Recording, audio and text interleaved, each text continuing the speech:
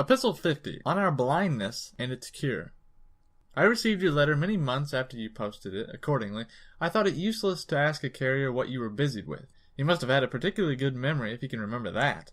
But I hope by this time you are living in such a way that I can be sure what it is you are busied with, no matter where you may be. For what else are you busied with except improving yourself every day, laying aside some error, and coming to understand that the faults which you attribute to circumstances are in yourself?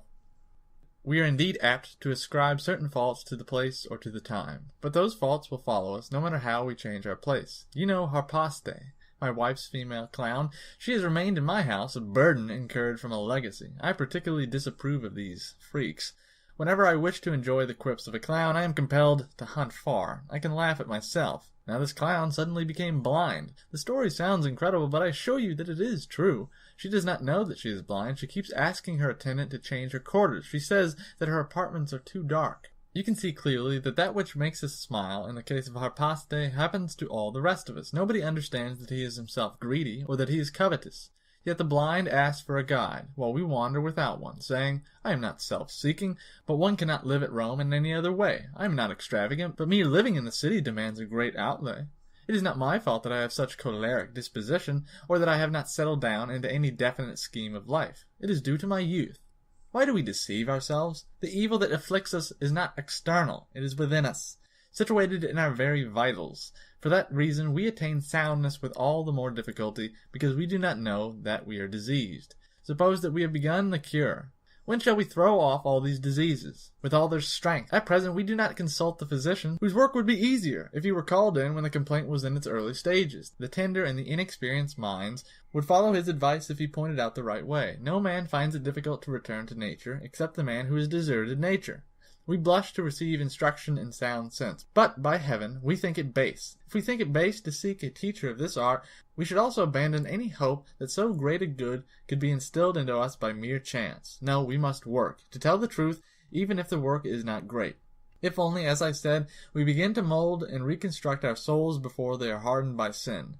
But I do not despair even of a hardened sinner. There is nothing that will not surrender to persistent treatment, to concentrated and careful attention. However much the timber may be bent, you can make it straight again.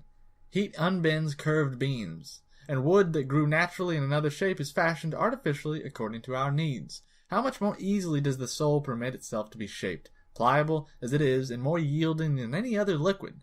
For what else is the soul than air in a certain state? And you see that air is more adaptable than any other matter, in proportion as it is rarer than any other.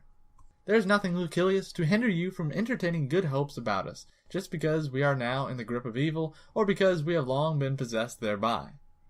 There is no man to whom a good mind comes before an evil one.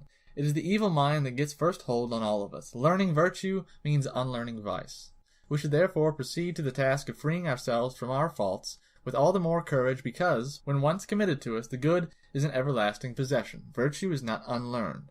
For opposites find difficulty in clinging where they do not belong. Therefore, they can be driven out and hustled away, but qualities that come to a place which is rightfully theirs abide faithfully. Virtue is according to nature. Vice is opposed to it and hostile.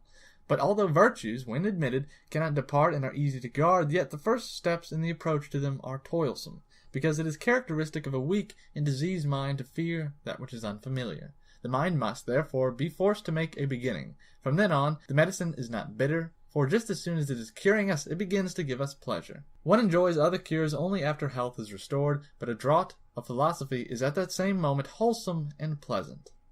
Farewell.